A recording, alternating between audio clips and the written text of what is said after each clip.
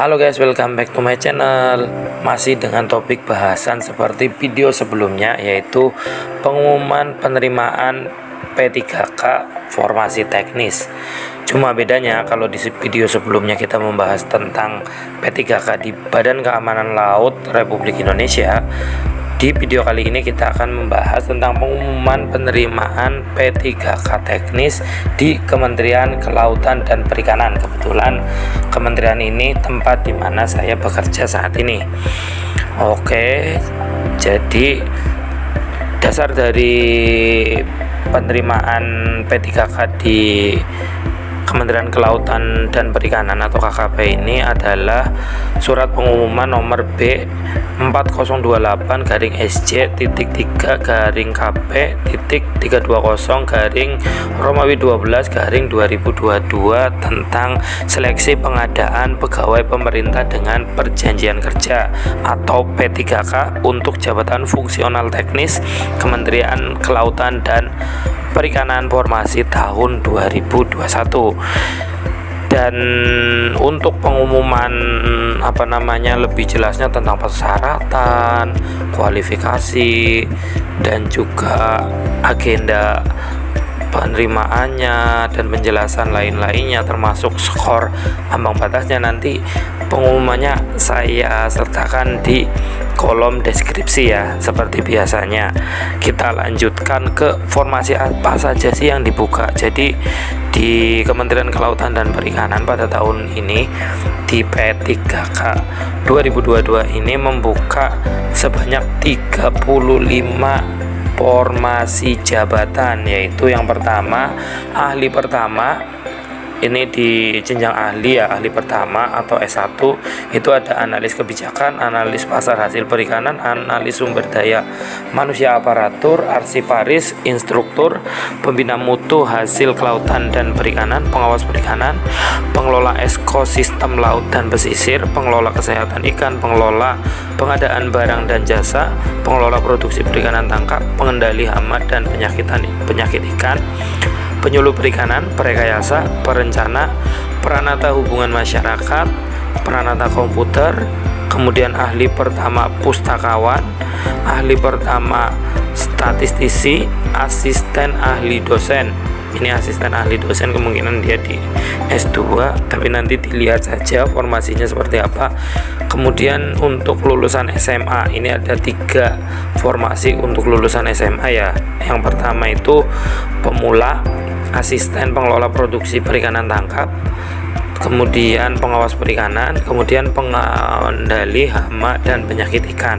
Kemudian di jenjang terampil atau D3 itu ada pengendali hama dan penyakit ikan, analis pasar hasil perikanan, arsiparis, asisten pengelola produksi perikanan tangkap, pengawas perikanan, pengendali hama dan penyakit ikan, penyuluh perikanan, peranata humas, kemudian peranata komputer, peranata laboratorium pendidikan, peranata sumber daya manusia aparatur, pustakawan dan teknisi penelitian dan perekayasaan.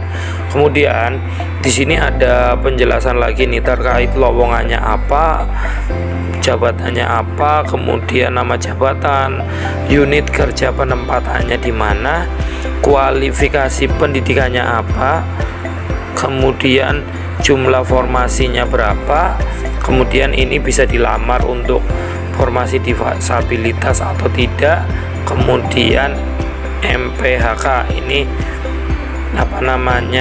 tahun ini masa inian tahunnya ya, masa tahunnya ini semuanya 5 tahun kalau saya lihat ya, itu semuanya dia sampai ke bawah itu dia semuanya masa perjanjian kerjanya itu 5 tahun. Kemudian di sini ada pengalaman kerja. Jadi untuk di P3K ini dia ada surat keterangan kerja itu untuk yang dia honor atau pegawai pemerintah non pegawai negeri sipil yang belum berstatus ASN, itu nanti dia surat keterangan kerja dan SK dari instansi.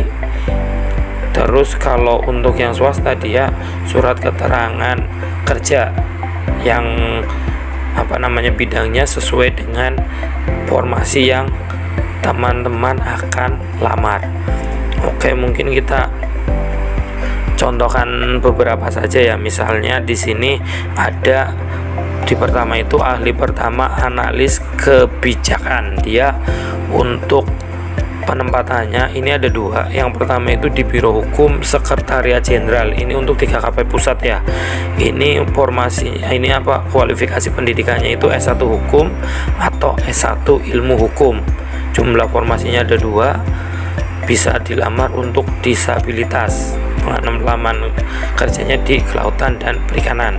Ini kemudian di Sekretariat Jenderal Inspektorat Jenderal, ini S1 administrasi dan lain-lain, formasinya 1 dan seterusnya. Kemudian kita lanjut, ini bisa dibaca nanti ya teman-teman, nanti saya share untuk